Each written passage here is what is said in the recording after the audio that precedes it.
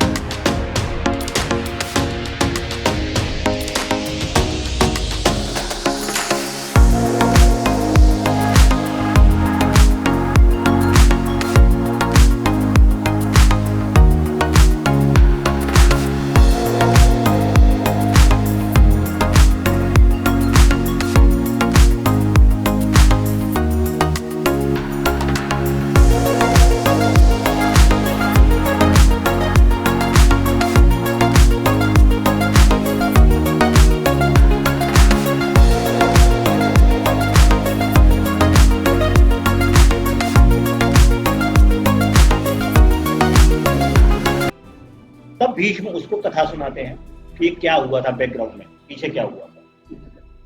तो भीष्म बताते हैं कि जो मेरे पिता थे शांतनु, उनकी जब मृत्यु हो गई तो माता सत्यवती से 2 पुत्र थे, एक विचित्रवीर थे और एक चित्रांगद थे।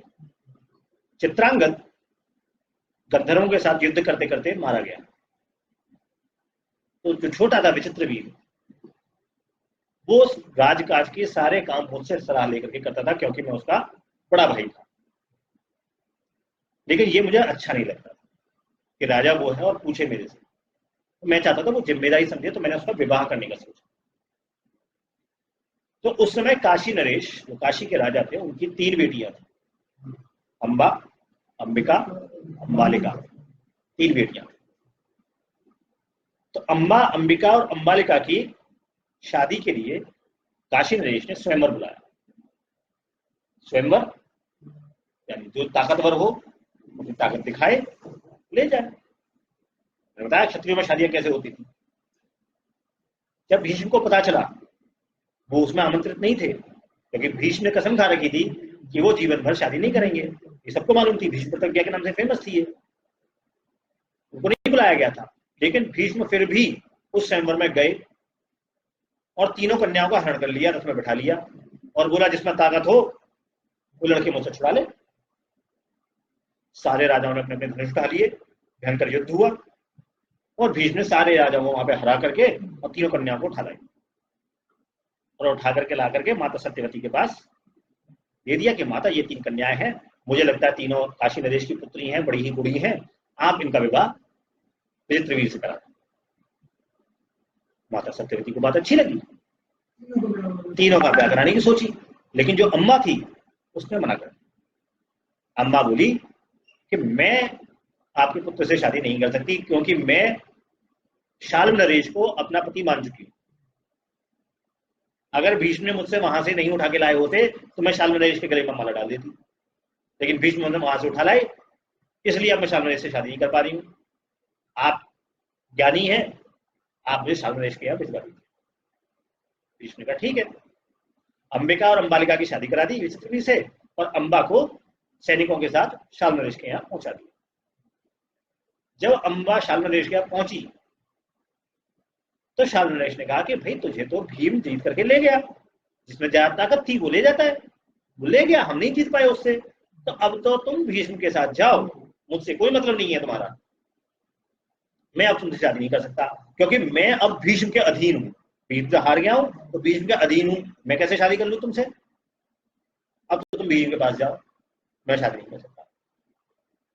लौटा दिया। जब लौटा दिया तो अम्मा जो थी वो जंगल को चली गई, भीष्म के पास जा नहीं सकती थी, भीष्म को तो छोड़ के ही आई थी, वहां तो बोल के आई थी कि मैं उससे शादी कर चुकी हूँ, वहां नहीं जा सकती थी वापस, वो जंगल में चली गई और पूरे रास्ते में अपने आप को गालियां देती रही, मेरा बड़ा दुर्भाग्य है, मेरे साथ ये कैसा घटना हो गई, मैं कितनी मूर्ख हूं कि जब भीष्म ने मुझे अपने रथ में बैठाया तो मैं उस रथ से कूद क्यों नहीं गई, मैं क्यों उसके साथ आ गई।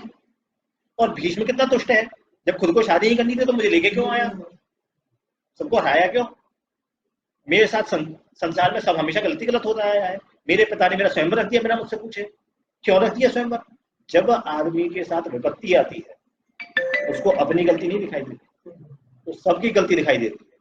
मेरे साथ इसने ये गलत कर दिया, उसने वो गलत कर दिया, मेरे भाइयों ने मेरे साथ ये कर दिया, मेरे पिता ने मेरे साथ ये कर दिया, सेम अम्मा यही कर रही थी और सब पे क्रोधित होती हुई उसने सोच लिया कि इसे सबका कारण जो जड़ है वो भीष्म है, मुझे भीष्म से बदला लेना। और ऐसा करते हुए वो शैखाली ऋषि के आश्रम में पहुंच गई। जब शैखाली ऋषि के आश्रम में पहुंच गई तो शैखाली ऋषि से बोल गई कि महाराज आप मुझे तपस्या करना सिखाइए, कोई मंत्र दीजिए, कोई दीक्षा दीजिए, जिससे कि मैं तपस्या करूं और भीष्म से बदला ले सकूं। इस भीष्म ने मेरे जीवन का सत्यानाश कर दिया, आप उस पर कृपा कीजिए। तो शैखाल्य जो ऋषि थे उन्होंने और उनके जो शिष्य थे उन्होंने बड़ा मंथन किया और फिर सोचा कि भाई ये तो राजकुमारी है, इसका यहाँ रहना ठीक नहीं। उन्होंने उसको समझाया कि बेटी एक तो तुम राजकुमारी हो, राजा की बेटी हो, शुरू से सुख साधनों में रही हो, तो यहाँ जंगल में तुम नहीं रह सकती। दूसरे तुम कन्या हो, जंगल में रहना तो वैसे भी ठीक नहीं है। तो तुम, हमारा जो सर्वसम्मति से मत है वो ये है कि तुम तपस्या की जगह तपस्या के विचार छोड़ दो और अपने पिता के घर में जाओ, क्योंकि स्त्री के दो घर होते हैं, एक पति का घर होता है, एक पिता का घर होता है। अगर पति के घर में सुख से है तो पति के घर में रहे, और पति के सुख घर में अगर कोई बहुत दुख है, दारुण दुख है, तो फिर पिता के घर में जाए। पिता जो भी उचित होता है वो उसका करता है। तो हमारे हिसाब से तो तुम अपने पिता के पास है। हमारे मना कर दिया, मैं किस मुंह से जाऊं उनके घर? उनके घर से तो मुझे भीष्म ले आया, और ये बात वहां फेमस हो गई कि मैंने भीष्म को छोड़ करके मैं वहां चली गई शाल्मलेश के पास। उनके ना यहाँ तो मैंने बिना बताए पिता से शादी कर ली, क्या मुंह ले जाकर उनको दिखाऊं? किस मुंह से उनके घर वापस जाऊं? मैं अब वापस नहीं जा सकती, या तो आप मुझे तपस्या की दीक्षा दीजिए, नहीं तो मैं यहीं मर जाऊं। सारे ऋषि चक्कर में पड़ गए, क्या किया जाए। इतने में वहां पर जो है होत्रवाहन ऋषि आए।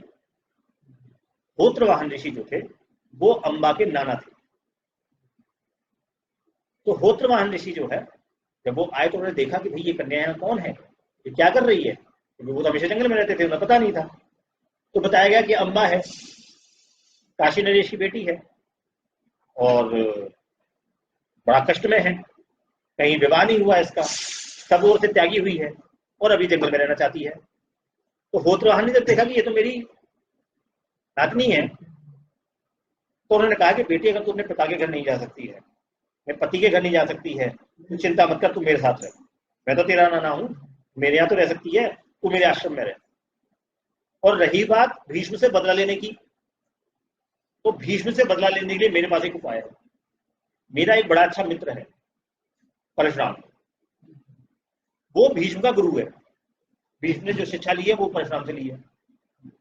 तू परशुराम के पास जा और परशुराम से जाकर के अपना दुख बोल।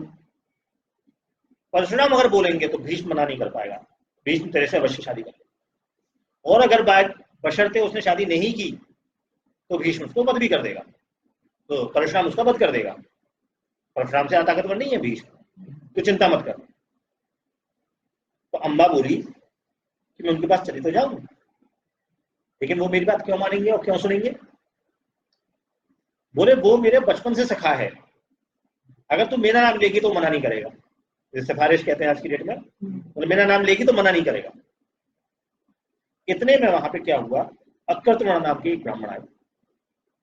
सभा चलती है ब्राह्मणों की, तो लोग इकट्ठे हो जाते हैं कि भाई क्या ज्ञान की चर्चा हो रही है, देखें तो सही। तो अकृतवर्ण के ब्राह्मण वहां से निकले।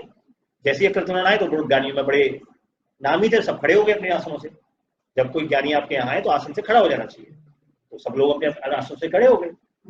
जब खड़े हो गए सम्मान में, उन्होंने कहा अकृतवर्ण जी आप यहाँ कैसे, आपका आगमन कैसे हुआ यहाँ पे? तो अकृतवर्ण जो थे वो परशुराम के शिष्य थे, खास शिष्य थे। उन्होंने कहा कि परशुराम जी कल यहाँ आने वाले हैं, तो मैं उनसे पहले यहाँ आया हूँ, रास्ते में सभी लोगों को बताता हूँ कि परशुराम जी आने वाले हैं, किसी को मिलना हो, कुछ निवेदन करना हो तो वो कर सकते हैं। और होत्रवाहन जी आप यहाँ बैठे होंगे, वो तो आपको बड़ा याद करते हैं, वो तो कहते हैं मेरा एक मित्र था होत्रवाहन, उसे तो देखिए वो सालों हो गए मुझे, वो बड़ा आपको याद करते हैं। तो होत्रवाहन ने अम्मा से कहा कि ले तेरा काम तो यही बन गया, वो तो खुद ही यहाँ आ रहे हैं, तुझे कहीं जाने की जरूरत ही नहीं है। जब वो आए तो तू मेरे सामने उनसे बात कहना, देखना वो मना नहीं करेंगे। अगले दिन परशुराम आए। परशुराम जब आए तो अम्मा ने अपनी बात सारी बता दी। लेकिन जब आदमी अपने दुख की बात बताता है तो कैसे बताता है, थोड़ा नमक मिर्च लगा के बताता है। तो अम्मा ने सारी बात इस तरीके से बताया कि उसमें दोषारोपण भीष्म का हुआ। भीष्म मुझे हरलाया, मुझसे शादी भी नहीं की, अपने भाई के गले बांधना था मुझे, जब खुद जीता तो कोई नहीं मुझसे शादी की, शादी करनी चाहिए थी मुझसे। अम्मा ने जो है परशुराम से सारी बात कह दी। परशुराम बोले कि भाई मैं भीष्म को नहीं मार सकता, भीष्म तो मेरा शिष्य है और शाल्मलेश भी मेरा शिष्य है, ये दोनों मेरी आज्ञा से बंधे हुए हैं। अगर मैं इनसे बोलूंगा कि तुमसे, हाँ बस उसी के आगे सुना रहा हूं, अगर तुम कहोगे, अगर मैं इनसे कहूंगा कि तुमसे शादी कर लें, तो ये दोनों अवश्य कोई भी तुमसे शादी करने के लिए मना नहीं करेगा। इसमें भीष्म को मारने वाली क्या बात है? अगर मैं भीष्म को आज्ञा दूंगा तो मैं जानता हूं कि भीष्म तुम्हारे पैरों को अपने सिर पे रख करके जो बात मैं कहूंगा वो मान लेगा। तुम चिंता मत करो, मैं भीष्म से बात करता हूं। ये कह के परशुराम जो है और ये बोले कि अगर वो मेरी बात नहीं मानेगा तो फिर देखेंगे क्या होगा। तो जो अकृतवर्ण था उनका शिष्य, उसने बोला कि महाराज ये लड़की आपकी शरणागत है। शरणागत मतलब शरण में आई हुई है, और शरण में आई हुई का तिरस्कार नहीं करना चाहिए। जो शरण में आए उसका मान रखना चाहिए, उसको शरण देनी चाहिए, उसको वापस नहीं भेजना चाहिए। अगर लड़की आपकी शरण में आई हो, कह रही है, अगर भीष्म ने मना कर दिया शादी का, फिर क्या करेंगे? तो मेरा सुझाव ये है कि आप भीष्म को बोलो कि मुझसे युद्ध कर, और अगर मुझसे युद्ध करना नहीं चाहता है तो इस लड़की से शादी कर। जब आप ऐसा बोलोगे तो जाहिर सी बात है गुरु चेला अपने गुरु से युद्ध नहीं करेगा, तो वो इससे शादी कर लेगा, आपके दोनों काम हो जाएंगे।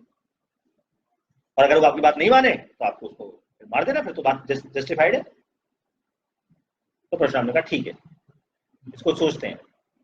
अब देखिए यहाँ बड़ी इंपॉर्टेंट बात है, लोग बोलते हैं पृथ्वीराज चौहान कितना बड़ा बेवकूफ था कि मोहम्मद गरी को इतनी बार छोड़ दिया, उसमें अकल नहीं थी। ऐसा नहीं है, पृथ्वीराज चौहान धर्म को जानता था। जो बात अकृतवर्ण ने कही वो पृथ्वीराज चौहान भी जानता था, पुराने राजा धर्म को जानते थे। गौरी जितनी बार आया बंद करके क्षमा मांगी, रोया पे आया, मैं आप ही के शरण में हूं महाराज, कृपा कीजिए, मुझे माफ कीजिए, मैं कसम खाता हूं दोबारा नहीं आऊंगा। ठीक है, क्षमा शोभती उस भुजंग को जिसके पास गरल हो। क्षमा तो वही कर सकता है जिसके पास डसने की ताकत है। पृथ्वीराज चौहान क्या चाहते थे? मैं जानता हूं अगली बार अगर आया भी तो फिर मारूंगा साले को, जा तुझे माफ किया। विभीषण रावण से क्या बोलता है कि अरे अभी भी समय है महाराज, भगवान रामचंद्र का जो हृदय है बड़ा विशाल है, आप उनसे जाके माफी मांग लो, सीता को दे दो, तो माफ कर देंगे। क्यों कर देंगे राम माफ?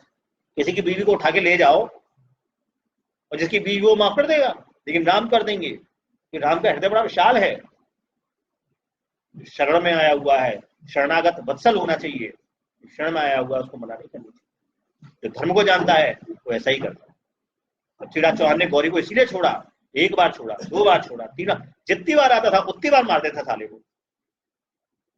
ठीक है, हर दिन एक साथ नहीं होता, एक में हार गए, लेकिन धर्म से पीछे नहीं हटे। उसको मार के ही मरे, बिना मारे नहीं मरे। पृथ्वीराज चौहान ने गौरी को पहले मारा फिर मरे, फिर भी आत्महत्या नहीं करी। चंद्रवरदाई से बोले आत्महत्या करना पाप है, आत्महत्या नहीं करी। चंद्रवरदाई से बोले धर्म को जानने वाला जो होता है वो धर्म के मूल को जानता है, तत्व को जानता है, वो मूर्खों की तरह प्रलाप नहीं करता है। धर्म को जानता है उसमें ताकत होती है, धर्म की ताकत होती है। तो ऐसे ही परशुराम जो थे उन्होंने कहा बात सही है, वो पहुंच गए हस्तिनापुर, और हस्तिनापुर में राज्य के बाहर डेरा डाल लिया, और भीष्म के पास मैसेज भिजवाया कि जाओ बताओ उसको परशुराम आए हैं। जैसे भीष्म को पता चला परशुराम आए हैं, भीष्म ने सारे ब्राह्मणों को, अपने मंत्रियों को लिया, गाय को लिया, और गाय को लेकर के जो है परशुराम की तरफ मिलने के लिए चल दी। तो जब कोई ब्राह्मण आता है तो उसको गाय दान दी जाती थी, राजा गाय दान देता था। सबको लेकर के, बड़े बड़े सामान लेकर के वो पहुंचे परशुराम से मिलने के लिए। और परशुराम से क्या बोले? परशुराम से बोले कि महाराज आपका यहाँ कैसे आगमन हुआ, आप मेरी पूजा स्वीकार कीजिए, ये चरण छुए। तो परशुराम ने पहली बात बोली कि भाई भीष्म, जब तुमने शादी नहीं करनी थी तो तुम अम्मा को लेके क्यों आए, और लेके भी आए तो तुमने अपने घर से क्यों निकाल दिया? अम्मा ने बताया मेरे घर से निकाल दिया, तो मैं शाल नरेश के पास गई, घर से क्यों निकाल दिया? तुम्हारी वजह से शाल नरेश ने भी इसको एक्सेप्ट नहीं किया, इसलिए अब मेरा यह आदेश है कि तुम इससे विवाह करो। भीष्म ने कहा कि भाई मैं इनको जो हरण करके लाया था वो अपने भाई के लिए लाया था, मैंने वहां जब मैं गया था मैंने साफ बता दिया था कि मैं इसका हरण कर रहा हूं अपने भाई के लिए, अपने लिए हरण किया ही नहीं। मैं अपनी प्रतिज्ञा से बंधा हुआ हूं, मैं आजीवन शादी नहीं करूंगा, तो मैं इससे कैसे शादी कर लूं? इसने मुझसे पहले ही कह दिया कि मैं आपके भाई से भी शादी नहीं करूंगी क्योंकि मैं शाल नरेश से प्रेम करती हूँ, उसको पति मान चुकी हूँ। तो मैंने इसको बाकायदा इज्जत से मंत्रियों के साथ शाल नरेश के पास पहुंचा दिया। अब शाल्वर से शादी नहीं करी, इसमें मेरी क्या गलती है भाई? मेरे सिर क्यों मर रहे हो आप इसको? ठीक है। और जब ये खुद ही मना कर चुकी है कि मैं शाल नरेश से प्रेम करती हूँ, ऐसी लड़की की शादी मैं अपने भाई से कैसे करा दूंगा जब मैं जानता हूं कि उसको प्रेम नहीं कर सकती है? ऐसी स्त्री जो दूसरे के मुंह में रहती है, वो दूसरे से शादी करने पे तो जहर समान है। कैसे कर दूं मैं अपने भाई से शादी? इस बात पर परशुराम क्रोधित हो गए। बोले भीष्म, तुम मेरी बात नहीं मान रहे हो? मैं तुम्हें आज्ञा दे रहा हूं कि तुम इस लड़की से शादी करो, तुम मुझे मना कर रहे हो, फालतू के बहाने सुना रहे हो मुझे। अगर तुमने इससे शादी नहीं की तो मैं तुम्हारा वध कर दूंगा। भीष्म ने जो है हाथ जोड़ करके मैं बार बार समझाया, एक बार निवेदन किया, 2 बार निवेदन किया, बार बार निवेदन किया, और जब बहुत बार हो गया परशुराम नहीं माने, बार बार युद्ध की चुनौती देने लगे, तो भीष्म ने पूछा कि महाराज आप मुझसे युद्ध क्यों करना चाहते हो, ये बताओ। बचपन में मैंने ही आपसे युद्ध की, धनुर्वेद की शिक्षा ली है, आप तो मेरे गुरु हैं। परशुराम कहता है गुरु कहता भी और बात भी नहीं मानता, अच्छी भी दुष्ट बुद्धि है। अरे इस लड़की को ग्रहण कर, नहीं तो मैं तुझे मारूंगा, मैं तुझे छोड़ने वाला नहीं हूं। अगर अपने प्राण बचाना चाहता है तो अम्मा से शादी कर, नहीं तो तू मेरे क्रोध को जानता नहीं है। 21 बार इस धरती से मैंने क्षत्रियों को मारा है, और तू भी क्षत्रिय है, अगर तू गलत काम करेगा तुझे भी नहीं छोड़ूंगा। भीष्म बोले महाराज आप मेरे गुरु हैं, इसलिए मैं आपको प्रसन्न करने के लिए बार बार आपके चरणों में सिर रख करके निवेदन कर रहा हूं। क्योंकि गुरु, माता और पिता अगर नाराज हो जाए तो क्या करना चाहिए? चिरौरी करनी चाहिए, उनको समझाना चाहिए, उनसे रिक्वेस्ट करनी चाहिए, उनसे लड़ना नहीं चाहिए, पलट के जवाब नहीं देना चाहिए, उनको समझाना चाहिए। 1 बार 2 बार बार बार समझाने की कोशिश करनी चाहिए, उनको प्रसन्न करने की कोशिश करनी चाहिए। तो आप मेरे गुरु हैं, इसलिए मैं आपके चरणों में सिर रख करके बार बार आपसे निवेदन कर रहा हूं, आपको प्रसन्न करने की कोशिश कर रहा हूं, लेकिन आप मान नहीं रहे हैं। मैं अपने भाई का इससे विवाह नहीं करा सकता, क्योंकि उसने इसको, मेरे भाई को तो इसने खुद ही त्याग दिया। मैं इससे विवाह कर नहीं सकता क्योंकि मैंने कसम खा रखी है। इसलिए आपके इस परिश्रम का आखिर लाभ क्या है? आपको पता है कि मेरे साथ सिचुएशन ये है, अब आप 1 बार बोलो चाहे 50 बार बोलो, तो फायदा क्या है? भीष्म ने बोला अगर आप तो छोड़ो, अगर साक्षात इंद्र भी आकर के मुझसे बोले ना कि अपना प्रश्न तोड़ दो और इस लड़की से शादी करो, तो भी मैं नहीं करने वाला। रघुकुल रीत सदा चली आई, प्राण जाई पर वचन की इंपॉर्टेंस इतनी ज्यादा है कि मैं मर जाऊंगा, तोड़ूंगा नहीं। क्योंकि वचन धारण करना धर्म है, तप है।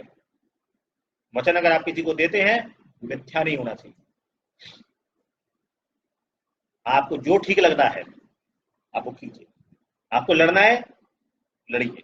शास्त्रों में साफ साफ कहा गया है कि अगर गुरु भी घमंड में आकर के सही और गलत को न समझे, गलत बात का समर्थन करे, तो वो गुरु त्याग देने योग्य है। आप गलत बात, आप मेरे से बात पर चर्चा करो कि भाई क्यों नहीं करना चाहते हो, तो मैं आपसे चर्चा करूंगा। आप तो धमका रहे हो मुझे, कर नहीं तो मैं मारूंगा। तो धमका रहे हो तो भैया धनुष तुम्हारे पास भी, धनुष तो मेरे पास भी है, ऐसी क्या बात है? आपको गुरु जानता हूं, इसलिए मैं आपकी बार बार प्रसन्न करने का प्रयास करता हूं, लेकिन आप गुरु जैसा आचरण कर नहीं रहे हैं। अतः अगर आपका युद्ध करने का मन है तो आप युद्ध ही कर लीजिए। आप एक तो गुरु हैं, ऊपर से ब्राह्मण हैं, उसके ऊपर आपकी तपस्या भी बहुत बड़ी है, इसलिए आप जैसे पूजनीय पुरुष को मैं मार नहीं सकता, लेकिन आपकी ये बातें, गलत बातें सुन करके मैं चुप भी नहीं रह सकता। आपकी गलत बात को मैं अब तक सुन के चुप रह रहा था सिर्फ इन 3 वजहों से, लेकिन ये जो आप क्षत्रिय की भांति बार बार धनुष का मुझे डर दिखा रहे हैं कि मुझे मार देंगे, मुझे मार देंगे, तो ये क्षत्रियोचित आचरण कर रहे हैं। इस क्षत्रियोचित आचरण का जवाब भी मैं क्षत्रिय बनकर ही दूंगा।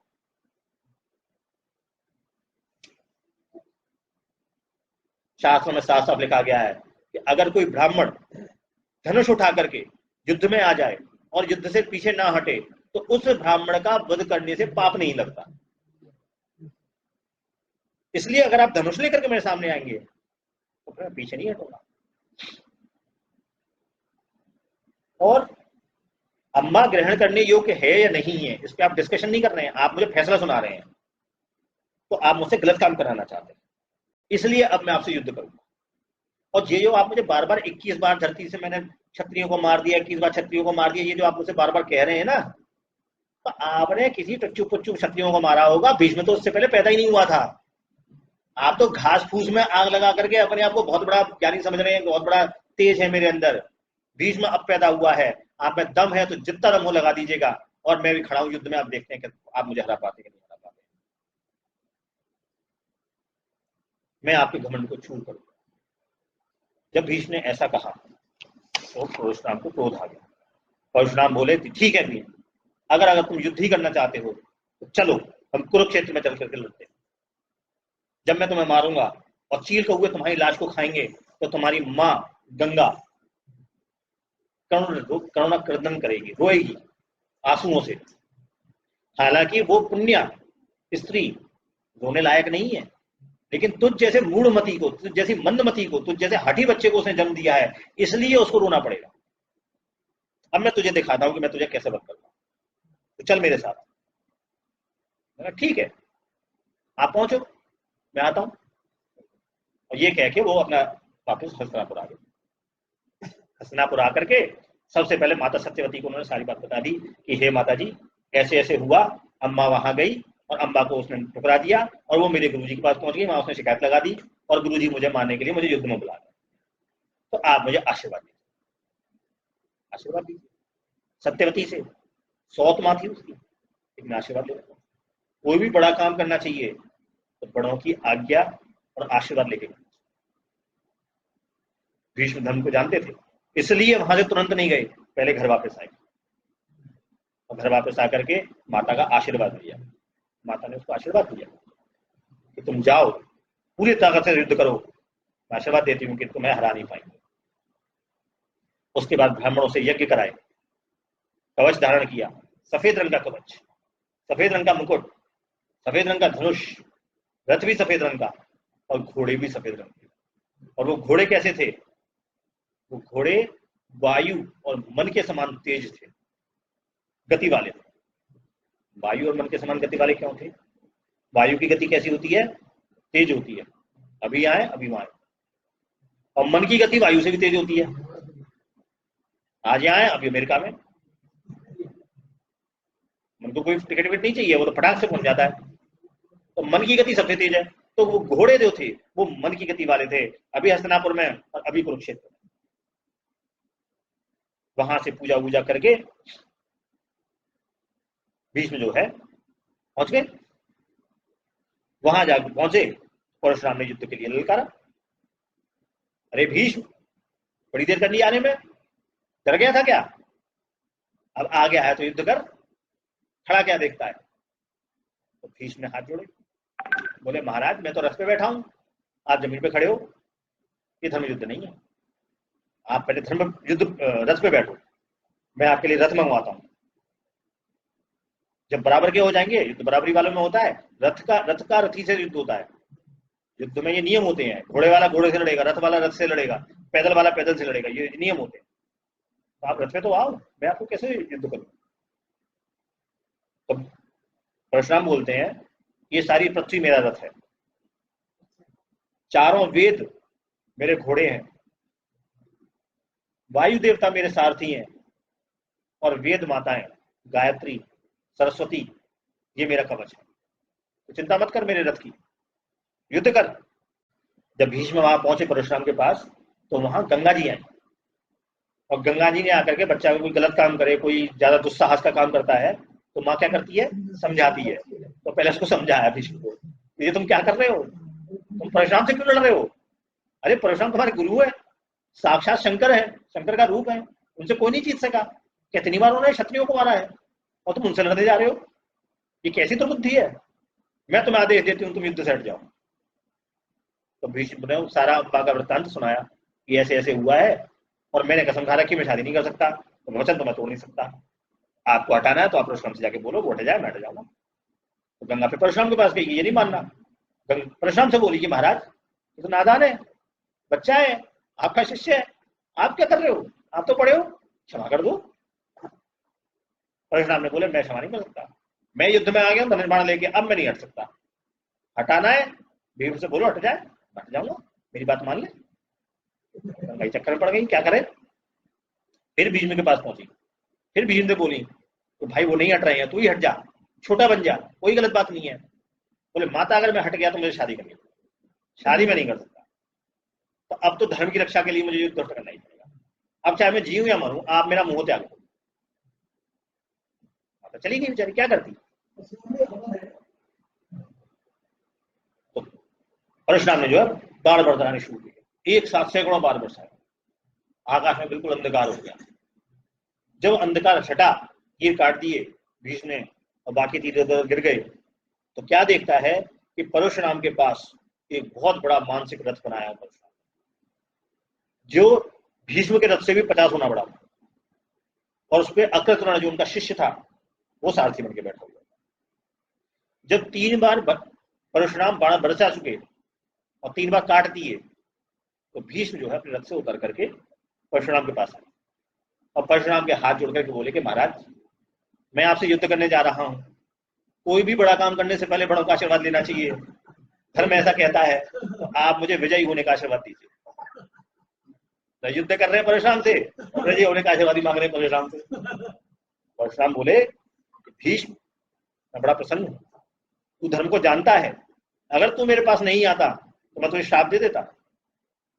मैं तुझे विजयी होने का आशीर्वाद तो नहीं दे सकता, लेकिन मैं तुझसे ये अवश्य कहता हूं कि तू जा और धर्म की रक्षा के लिए युद्ध कर, जितनी ताकत से लड़ सकता उतनी ताकत से लड़ और मुझसे बचने का प्रयास।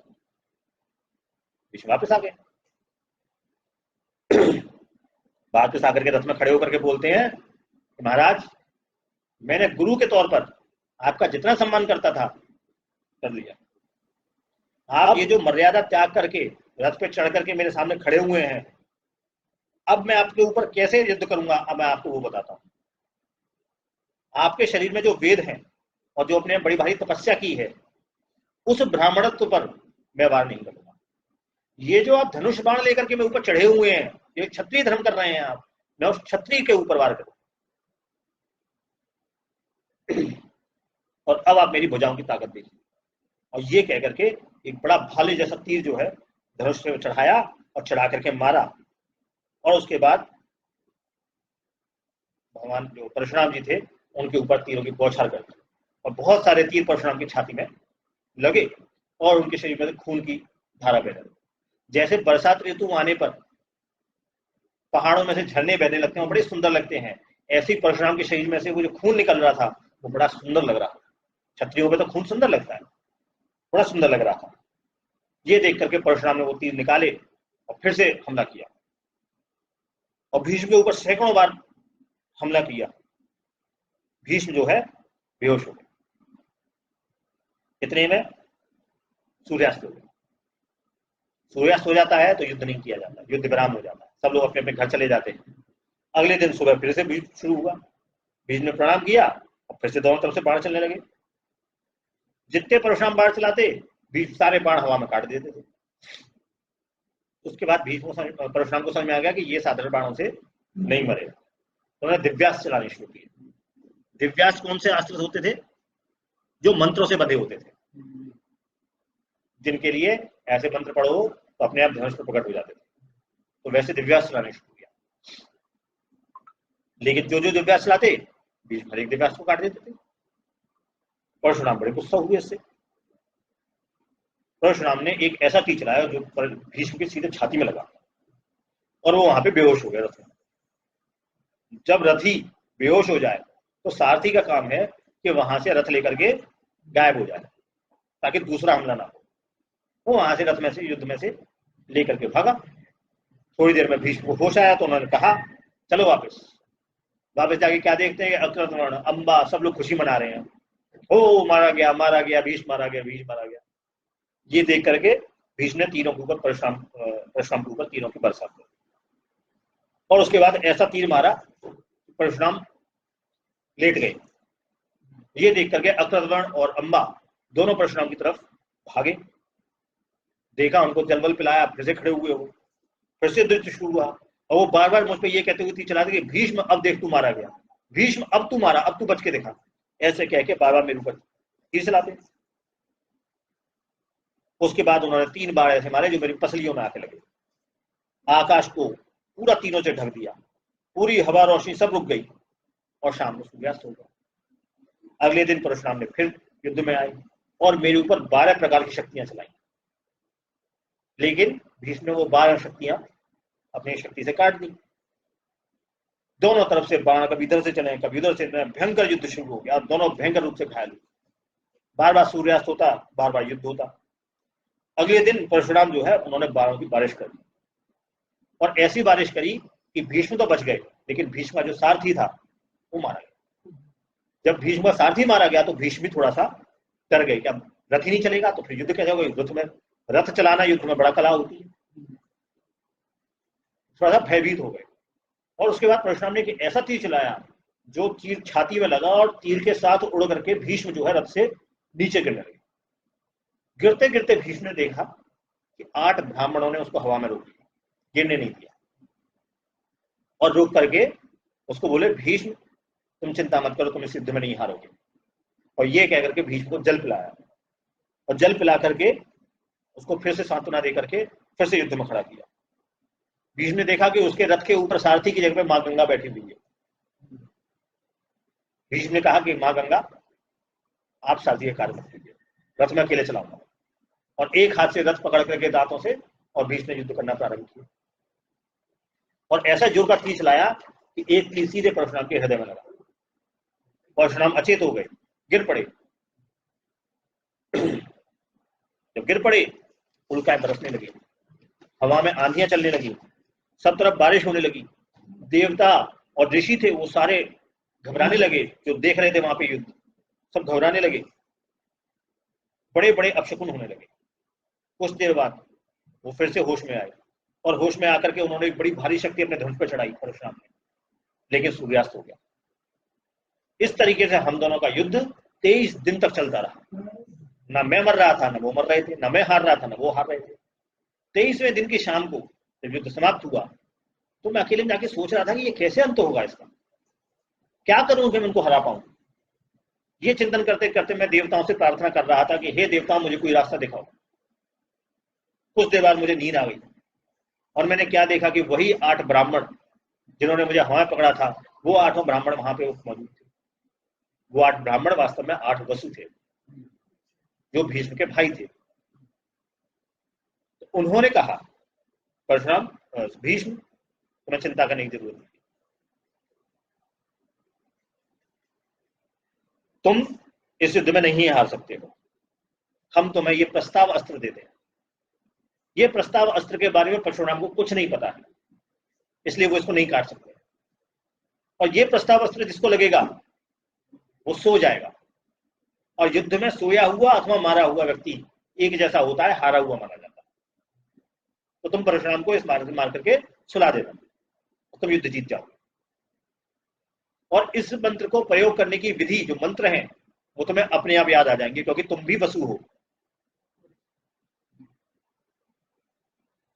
सुबह उठे, उस बात को ध्यान किया, युद्ध में पहुंचे। युद्ध में पहले दिव्यास्त्र चलने लगे। जब दिव्यास्त्र चलते रहे, कोई किसी से पीछे नहीं हट रहा था, तो परशुराम को क्रोध में आकर के उन्होंने कहा कि ये ऐसे नहीं मारेगा। उन्होंने सबसे बड़ा अस्त्र चलाया, ब्रह्मास्त्र, और ब्रह्मास्त्र ला करके भीष्म के ऊपर छोड़ दिया। ब्रह्मास्त्र किसी भी अस्त्र शस्त्र से नहीं कट सकता। ब्रह्मास्त्र का केवल एक ही उत्तर है, ब्रह्मास्त्र। सामने वाले को भी ब्रह्मास्त्र आता है तो वही ब्रह्मास्त्र चलाया, और कोई तरीका नहीं है ब्रह्मास्त्र। तो भीष्म ने भी ब्रह्मास्त्र लाया। जब ब्रह्मास्त्र से ब्रह्मास्त्र टकराए, प्रलय की सी स्थिति उत्पन्न हो गई, सब तरफ से कंपन होने लगा। भीष्म ने देखा ये सही मौका है, ये सही मौका देकर के उसने, भीष्म ने जो है वो प्रस्ताव अस्त्र को धनुष पर चढ़ा दिया। जैसे ही प्रस्ताव अस्त्र को धनुष पर चढ़ाया, नारद जी वहां पे युद्ध क्षेत्र में आ गए, और नारद जी बोले कि भीष्म ये तुम ठीक नहीं कर रहे हो, ये तुम्हारे गुरु हैं, इनको हराना उचित नहीं, इनसे जीतना उचित नहीं है। चेला कितना भी बड़ा हो जाए, गुरु को जीतने का प्रयास नहीं करना चाहिए, इसलिए ये तीर मत चलाओ। तो भीष्म ने उन वसुओं की तरफ देखा जो ऊपर से युद्ध देख रहे थे। वसुओं ने भी मुस्कुरा के कहा कि भीष्म, जो नारद जी कह रहे हैं सही कह रहे हैं, मत चलाओ। भीष्म ने दोनों की आज्ञा मान करके वो तीर धनुष पे से उतार लिया। जब धनुष पे से उतार लिया तो परशुराम बहुत प्रसन्न हो गए, और परशुराम बोले कि हे भीष्म, तुमने मुझ मंदबुद्धि को जीत लिया। इतने में क्या हुआ कि परशुराम के जो पितर थे जमदग्नि और ऋचिक, वो आ गए और परशुराम को समझाने लगे, अब तुम इस युद्ध को छोड़ दो, ठीक है, ब्राह्मण का काम तपस्या करना होता है, वेदों में धर्म लिखे हुए हैं वर्णों के, वही काम करना चाहिए, तुमने बहुत युद्ध कर लिया, अब इस युद्ध को त्याग।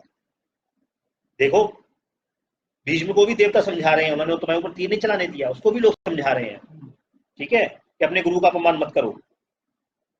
परशुराम बोले कि मैं युद्ध से तो पीठ नहीं दिखाऊंगा, भीष्म हटेगा तो हट जाऊंगा, उसने तीर नहीं चलाया, ये उसकी मर्जी है, तो युद्ध से तो मैं नहीं हटूंगा, पीठ नहीं दिखा सकता मैं। युद्ध भूमि से पहले भीष्म हटे तो मैं हटूंगा, पहले जाके उसको बोलो। जब बच्चों में लड़ाई होती है तो बच्चे क्या बोलते हैं, पहले उसे मना करो तब मैं मानूंगा। सिचुएशन वही हो रही थी। तो सबका भीष्म के पास जाना, भीष्म को समझाया कि भैया तुम्हारे गुरु है, अब तुमने वो अस्त्र भी नहीं चलाया, प्रस्तावस्त्र, तो अब तुम जीत नहीं सकते, अब क्या करोगे, बहुत होगी लड़ाई, खत्म करो। भीष्म ने कहा कि वो क्षत्रिय है, कैसे हट जाए युद्ध में से, क्षत्रिय कभी पीठ दिखाता है युद्ध में, नहीं हट सकता युद्ध में से। अगर आपको इतना वो है, आप उनको बोलो ना, वो तो ब्राह्मण है, वो क्यों युद्ध कर रहे हैं, मैं क्षत्रिय हूं, मैं कैसे हट जाऊंगा। डर से, लालच से, किसी भी तरीके से मुझे यहां से हटाना संभव नहीं, मैं युद्ध में से पीठ नहीं। गंगा जी, सारे ऋषि, सारे देवता फिर से परशुराम के पास पहुंचे और बोले कि अरे भैया तुम भीष्म को नहीं जीत सकते हो, अब ये बात समझ लो, भीष्म 8 वसुओं में से एक है, तुम तो क्या इंद्र भी उनसे नहीं जीत सकते। भीष्म की मृत्यु ब्रह्मा जी ने अर्जुन के हाथों लिखी हुई है, जो अर्जुन भविष्य में पैदा होगा उसके हाथों लिख रखी है, तुम्हारे हाथों उसकी मृत्यु नहीं लिखी हुई है, इसलिए तुम उसको मार ही नहीं सकते हो, ठीक है। और ये बहुत बड़ी बात मानो कि तुम भीष्म से अभी तक बचे हुए हो, जिंदा हो, नहीं तो भीष्म से जिंदा रहना, भीष्म के सामने कोई टिक नहीं सकता, ठीक है। भीष्म तो इच्छा मृत्यु का वरदान लिए हुए हैं, वो मर ही नहीं सकता। तो परशुराम जो है भीष्म से बोले कि हे भीष्म तुम्हारा कल्याण हो, तुमने युद्ध में मुझे पूरी तरीके से संतुष्ट किया है, जितनी ताकत मैं लगा सकता था ब्रह्मास्त्र चला के देख लिया मैंने, तुमने सारी ताकत मुझसे खर्च करा ली और मैं तुमसे जीत नहीं पाया, तो इस युद्ध को अब हम यहाँ विराम देते हैं परशुराम। और फिर अम्बा की तरफ देख करके बोलते हैं कि हे अम्बा मैं इससे नहीं जीत पाया, मैं इसे नहीं जीत सकता हूँ, और इसे मैं नहीं जीत सकता हूँ तो ये समझो कि संसार में से कोई नहीं जीत सकता, इसलिए इस संसार में तुम्हें कोई शरण नहीं दे सकता। अब तुमको अगर कोई शरण दे सकता है सिर्फ एक ही आदमी है, भीष्म के शरण में जाओ, भीष्म जैसा बोले वैसा करो। अम्बा बोली कि ये क्या बात होगी, मैं भीष्म की शरण में नहीं जा सकती, भीष्म ने तो बता ही लेना मुझे, मैं भीष्म की शरण में कैसे चली जाऊं। उसने कहा कि अगर आप इसको नहीं मार सकते हैं, अगर संसार में कोई इसको नहीं मार सकता है तो ठीक है, अब मैं ही इसकी मृत्यु का कारण बनूंगी और इसके लिए मैं तपस्या करूंगी, मैं इतना तप करूंगी कि महादेव मुझको आकर के कहें कि तू इसकी मृत्यु का कारण बनी। और ये कह के वो जंगल में चली गई, सब लोग अपने अपने घरों को चले गए। भीष्म ने क्या किया, भीष्म ने कहा कि ये जो है ये अब घायल लागे नहीं, तो उसने गुप्तचर अपने जो है अम्मा के पीछे लगाए कि पता करो ये क्या कर रही है, कहाँ षड्यंत्र कर रही है, इससे सावधान रहने की जरूरत है। तो अपने गुप्तचर अम्मा के पीछे लगा दिए। अम्मा जंगल जंगल घूमती रही और बहुत वर्षों तक तपस्या करती रही, 1 वर्ष तक गंगा में खड़े होकर के तपस्या की।